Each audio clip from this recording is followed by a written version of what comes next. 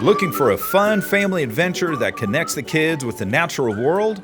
Bring them to the Indiana State Fair Fishing Pond at the DNR building for a hands-on guided fishing activity.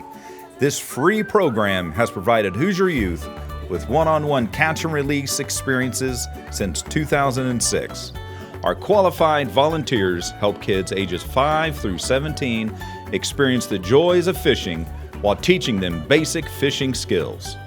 Fishing is an outdoor activity that fosters a love for nature and strengthens family bonds.